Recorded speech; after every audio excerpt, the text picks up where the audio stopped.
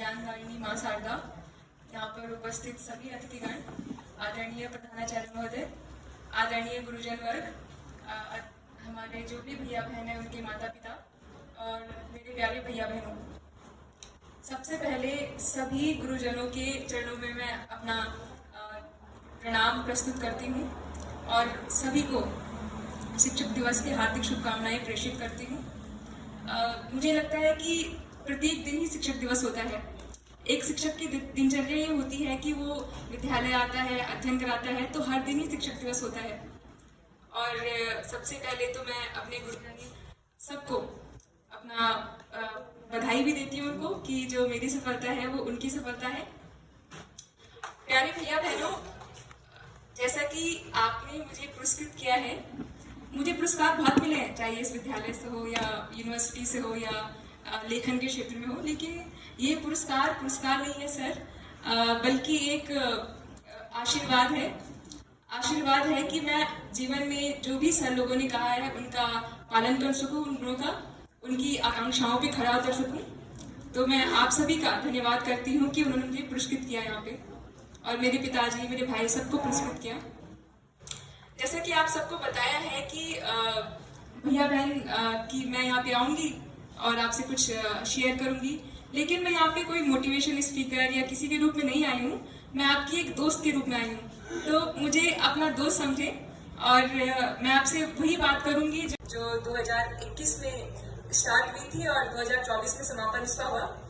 तो इस परीक्षा के विषय में मैं आपको कुछ बता देती हूँ। ये परीक्षा जो होती है वो 3 चरणों में होती है: प्रारंभिक परीक्षा, मुख्य परीक्षा और इंटरव्यू। प्रारंभिक परीक्षा में 2 प्रश्न पत्र होते हैं, मुख्य परीक्षा में 8 प्रश्न पत्र होते हैं और इंटरव्यू होता है। इन सबको मिलाकर जो रिजल्ट बनता है उससे आप मेरिट बनती है, उसके आधार पर पद दिए जाते हैं। तो जैसे कि मुझे जो पद अलॉट हुआ है उसका नाम है assistant commissioner of state tax, राज्य कर आयुक्त। तो पहले तो मैं सब विद्यालय परिषद को बधाई देती हूँ, क्योंकि ये मेरा सफलता नहीं है, बल्कि ये पूरी समुचित सफलता है विद्यालय की, परिवार की। मेरे भैया बहन जो है यहाँ पे, सुहाना है, वो काफी मेरा साथ दिया करती थी उस टाइम पे। मेरा भाई है जो आपने महाभारत पढ़ी होगी, रणभूमि में जिस प्रकार अर्जुन के साथ श्री कृष्ण रहते हैं, वैसे मेरे भैया बहनों ने मेरा साथ दिया। तो मैं आपसे यही गुजारिश करती हूँ कि आप अपने साथ अपने दोस्तों को, अपने भैया बहनों को ऐसे रखें कि आपको हमेशा पॉजिटिविटी लगे। तो मैं उनका भी धन्यवाद करती हूँ। और आज शिक्षक दिवस है और मैं यहाँ पे 2 शिक्षकों का नाम लेना चाहती हूँ। पहले हैं हमारे सबसे वरिष्ठ सर जो हैं सुशील मल जी, वो मुझे इंग्लिश पढ़ाया करते थे। तो वो, अगर आप लोग तो पढ़ते हैं सबसे सर से, तो पहले एसएसटी पढ़ाया करते थे, अब इंग्लिश पढ़ाते हैं। तो जब मुझे एसएसटी पढ़ाया करते थे तो मेरी नागरिकता का जो दूसरा चरण था, तो सर ने बहुत अच्छे से मुझे लोकतंत्र पढ़ाया था। अगर सर को याद होगा तो पता नहीं, पर मुझे याद है। फिर सर ने हमको पहली बार एन फ्रैंक के विषय में बताया था इंग्लिश में। तो उस प्रकार जब सर एन फ्रैंक के बारे में बताते थे तो वहां से मुझे प्रेरणा मिली कि किसी भी परिस्थिति में डरना नहीं है। सर ने फिर हमें द्वितीय विश्व युद्ध के विषय में बताया। तो मैं सर आपका बहुत बहुत धन्यवाद पेश करती हूँ, आपके चरणों में वंदन प्रेषित करती हूँ। दूसरे सर जो है वे हैं हमारे महावीर सर, जो हिंदी पढ़ाते हैं। और महावीर सर जो है मुझे हिंदी पढ़ाया करते थे। और मेरे जीवन में पहली बार कोई अगर केदारनाथ सिंह, मंगलेश डबराल, काका हाथरसी और हरिशंकर परसाई को लाया है तो महावीर सर लाए हैं।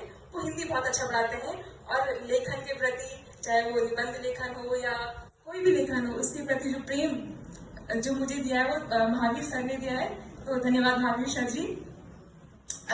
इस परिप्रेक्ष्य में मुझे जो 2-3 कविता है मेरे प्रिय कवि, भारत के महान कवि अरुण प्रकाश, उनकी कविता है धार, उसकी 2 लाइन मैं बताना चाहती हूँ, एक साथ देना चाहती हूँ, ताकि आप लोग समझें कि कितना महत्वपूर्ण योगदान है गुरुजनों का। इस दिन में जो कविता जो है वो धार है। अपना क्या है इस दुनिया में, सब तो लिया उधार। अपना क्या है इस दुनिया में, सब तो लिया उधार। सारा लोहा इन लोगों का, अपनी केवल धार। तो सारा जो लोहा है इन लोगों का है, मेरे परिजनों का है, विद्यालय के गुरुजनों का है, मेरी बस धार है। तो आप समझ सकते हैं कि मैं कितनी कृतज्ञ हूँ उनके प्रति। और ये विद्यालय जो है ये बहुत ही प्रसिद्ध विद्यालय है, चाहे वो मेरिट के रूप में हो या अपने अनुशासन के रूप में हो। मैंने यहाँ से अनुशासन सीखा है।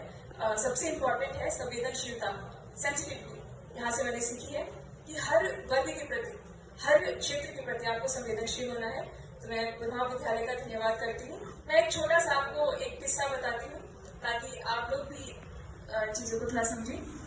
कानपाल सर यहाँ पे हुआ करते थे, सर आपसे पहले प्रधानाचार्य थे, बहुत ही सज्जन व्यक्ति थे। तो एक बार किसी ने मजाक में से पूछ लिया कि 2 और 2 4 क्यों होता है, 5 क्यों नहीं होता, 3 क्यों नहीं होता। प्रश्न बड़ा अनोखा था। प्रश्न अनोखा नहीं था, प्रश्न साधारण था, लेकिन जो उन्होंने उत्तर दिया वो बहुत ही अनोखा था। उन्होंने कहा कि देखो बच्चों, जब आप बड़े हो जाओगे, बाजार में जाओगे, अब बाजार का मतलब आप बाजार ना समझे, इंडस्ट्री समझे या रिश्तों में समझे। जब आप बाजार में जाओगे और जब आप कोई गरीब देखोगे तो वहां पे आप 2 और 2 3 ना करें, 2 और 2 4 करें। और जब आप नींद करोगे और कोई अपनी जेब से आपको पैसा भरेगा तो आप वहां पे 2 और 2 5 ना करें, 2 और 2 4 करें। तो ये बहुत बड़ी नैतिक शिक्षा है। एक गणित के सवाल से इतनी बड़ी नैतिक शिक्षा देना, ये बहुत ही बड़ा मुझे लगता है बहुत ही बड़ी कुशलता या कुशलता होती है तो शिक्षक में है।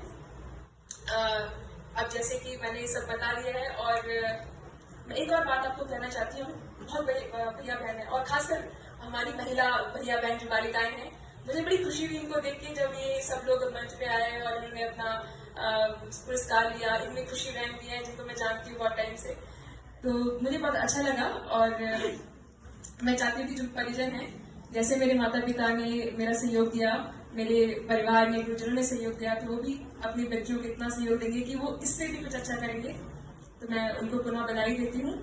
मैं चाहती हूँ कि 3 चीजों आप फॉलो करें कभी भी, किसी भी क्षेत्र में, चाहे वो फैशन हो या डांसिंग हो, नृत्य हो, कला हो या शिक्षा हो, किसी भी क्षेत्र में 3 चीजें हैं। पहला है जिज्ञासा। आप जिज्ञासु रहें। जिज्ञासा होना मतलब हर चीज जानना, ये चीज क्या है, वो चीज क्या है, पानी का रंग सफेद क्यों है, आकाश का रंग नीला क्यों है, फैशन में ये क्या होता है, या संगीत में शास्त्रीय संगीत क्या है, इस प्रकार। तो जिज्ञासु हमेशा रहे। दूसरा कि आप जो है समय का सदुपयोग करें। समय का सदुपयोग करना बहुत ही इंपॉर्टेंट है ना। अगर आप समय का सदुपयोग नहीं करेंगे तो समय रेत की भांति होता है, वो फिसलता जाता है। तीसरा कि किताबों से प्रेम। किताबों से प्रेम करना बहुत ही आवश्यक है। जब तक आप किताबें नहीं पढ़ेंगे, चाहे वो फिक्शन हो, नॉन फिक्शन हो, स्कूल की किताबें हैं, मैगजीन है, अखबार है, कुछ ना कुछ पढ़ते रहे, जिससे क्या होता है कि आपके आसपास की जो वर्जनाएं हैं वो टूटती हैं। जो आप आसपास देखते हैं और किताबों में जब लोग बड़े बड़े लोग